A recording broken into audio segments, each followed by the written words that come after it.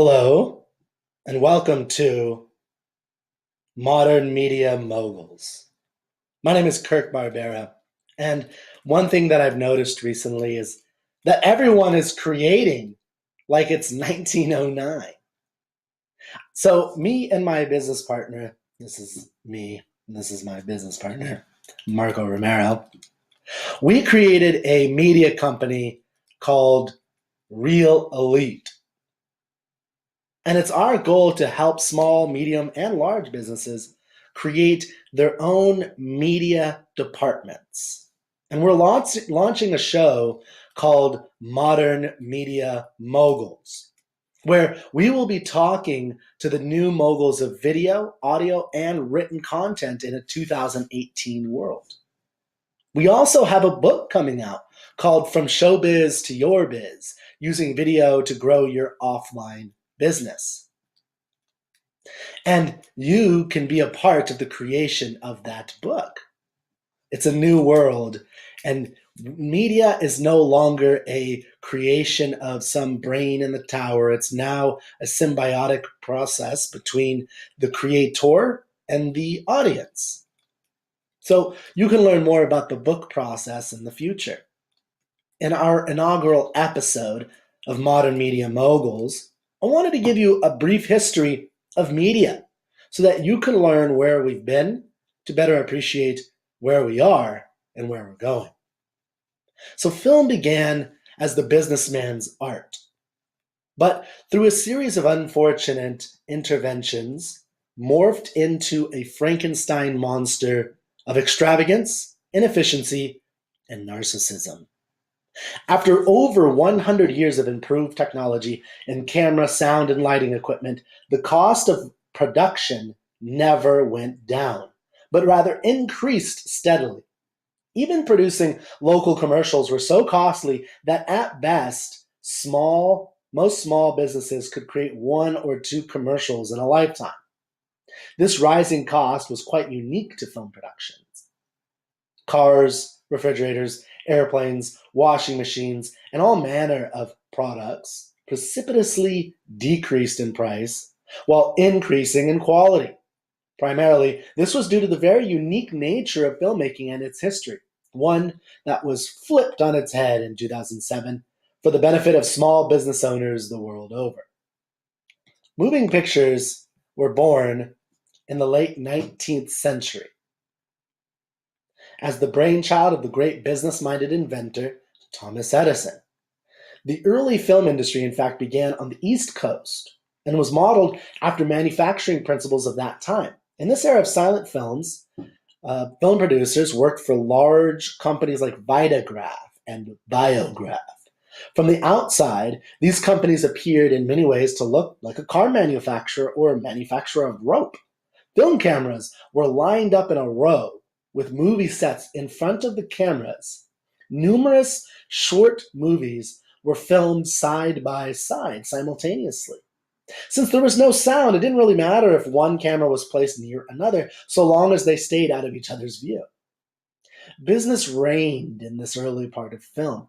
The business operators created standards and techniques like call sheets and scripts, and all the materials needed to mass produce for the film for the consumption of the entire world. Our film terms today reflect this early manufacturing production line model. The stages of producing a film are pre-production, where the film is planned, designed, and scripted. Then there is production, where the filming occurs. Then there is post-production, where the editing and fine-tuning and any corrections occur. In a manufacturing plant, there must be a plant manager who oversees the entire project. And with the film, there is a film producer who oversees the entire project from production to post and into marketing and sales. A plant manager would hire a designer, while a film producer would hire a director. Not coincidentally, film grew steadily in America. After all, America has always been the land of business and industry, and film is a businessman's art. Many Europeans were experimenting with film performances at this time. Rather than modeling themselves after the business industry, they modeled themselves after the fancy, elaborate, elegant theater of Europe. In an attempt to capture the financial success of American films, Europeans began copying only the superficial elements in American cinema, while ignoring the more crucial business processes involved. Britain post World War I became fascinated with American war films such as The Four Horsemen, The Big Parade, and What Price Glory. Rather than take a business minded approach, filmmaking became a matter of national pride. And the British film companies raised enormous funds from the people and their government of over $40 million, almost $500 million in 2016 US dollars. From this enormous pot of money, they made extravagant war films that were popular in Britain for a year or two and then faded into non-existence. Unlike their American counterparts, these British specials were never popular outside their homeland. In America, men with a keen eye on profits took a more frugal approach. Movies were entertainment for the masses. Exhibition halls, for example, were not modeled after fancy theater auditoriums, which were so expensive an average Joe could never afford to attend. Rather, they were modeled after the circus. P.T. Barnum was a first adopter of early film exhibition. These first exhibitions were 5 cents per show, called Nickelodeons. As the film production standards improved, so too did the exhibition halls. Soon, films were being shown above bars and barbershops for 10 cents per show. Then they moved into dedicated halls with a live piano player charging 25 cents per show. While prices did increase, they did so always with a mind toward attracting the masses.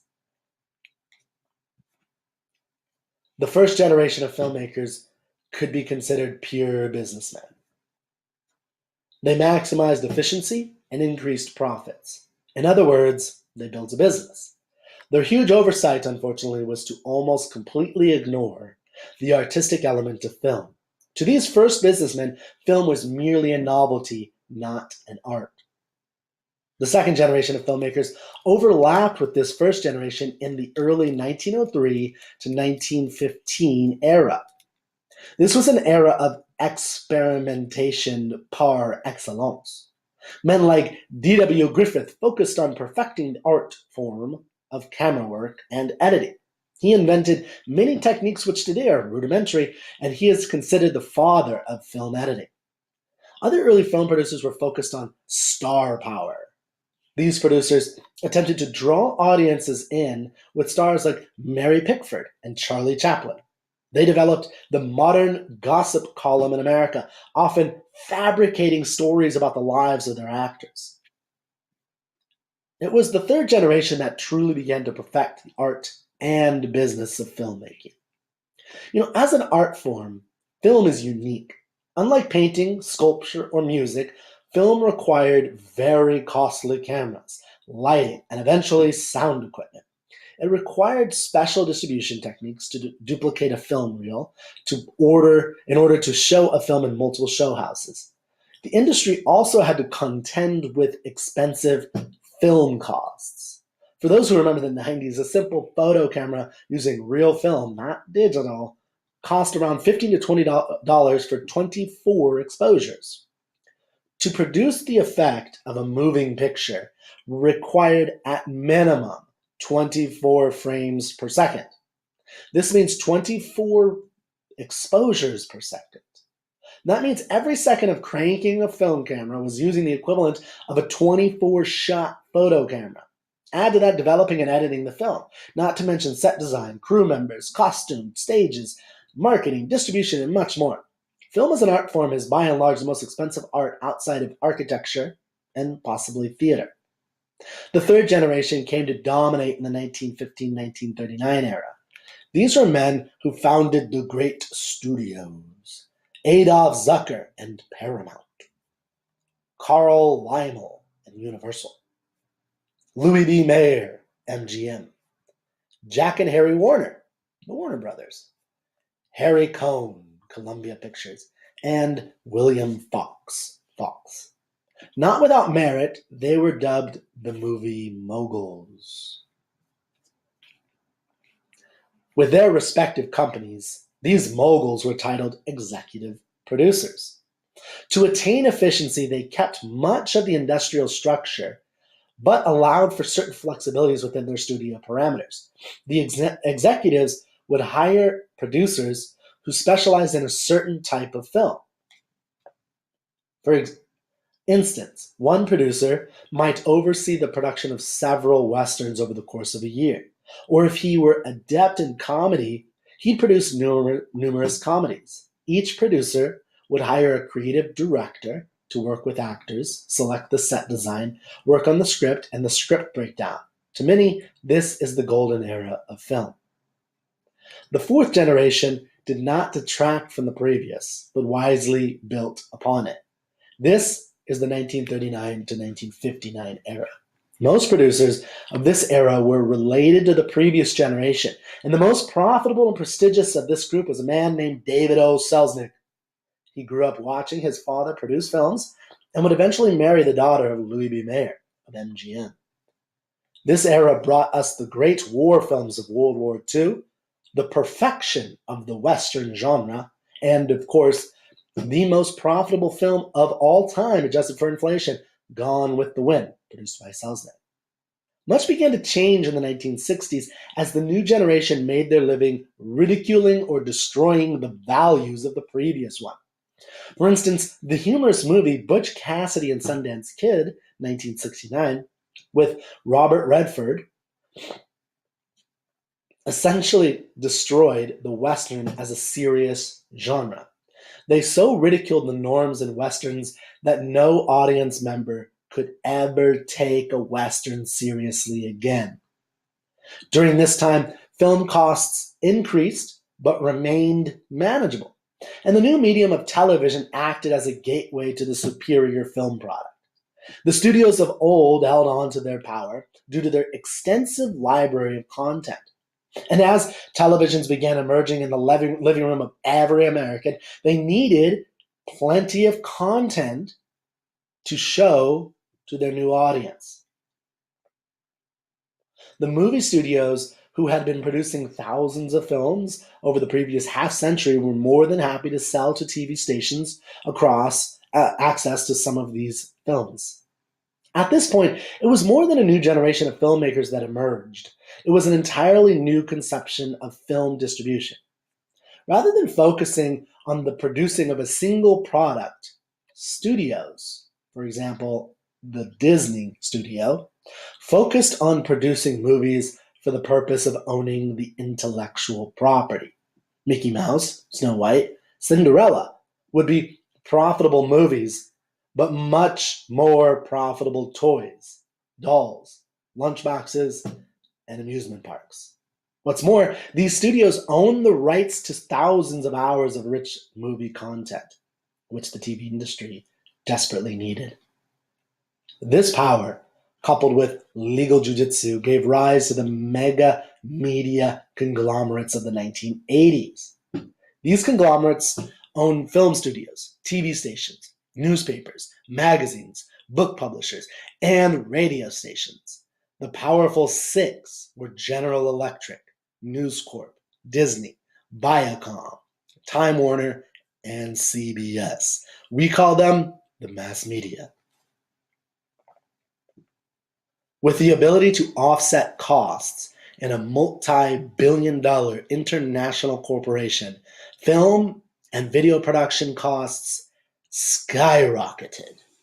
By the early 2000s, films averaged over $100 million in overall cost. The entire 20th century was an enormous boon for American businesses abroad. Much of the success of American businesses during this time was due in large part to the exports of these movies, our biggest export. Movies being a strong marketing arm for business.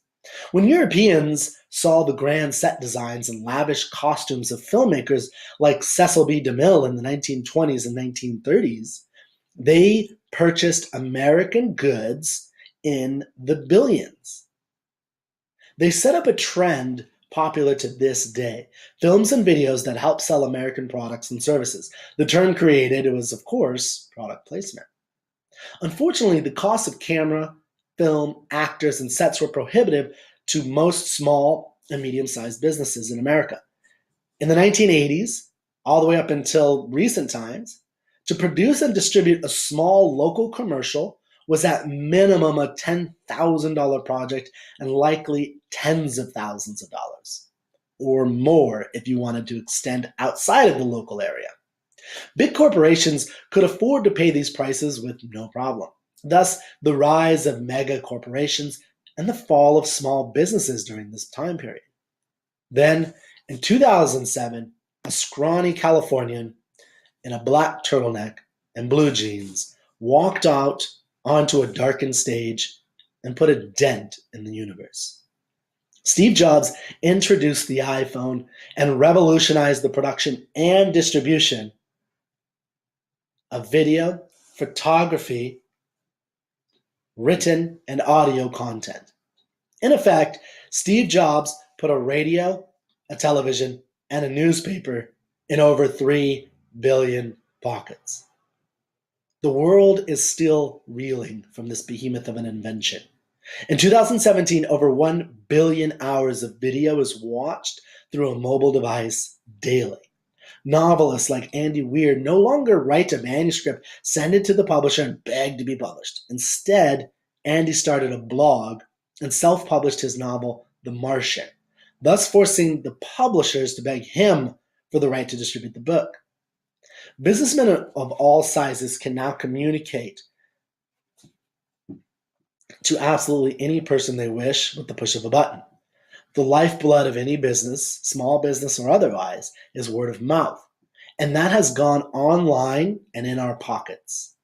The business operators who are winning in this new era have embraced this fact of new media and produced media content in written, audio, or video form.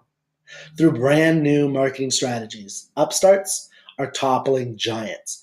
A new generation of real estate professional is becoming more trusted than the old because customers want to spend time with their agents. Quality time has gone online too. This is not to say that in-person is unimportant, quite the opposite. But online activity is the gateway to in-person connections and referrals. This book and this show will be your guide to this new media experience. We're going to work hard to make sure that your biz is now in showbiz. Thank you.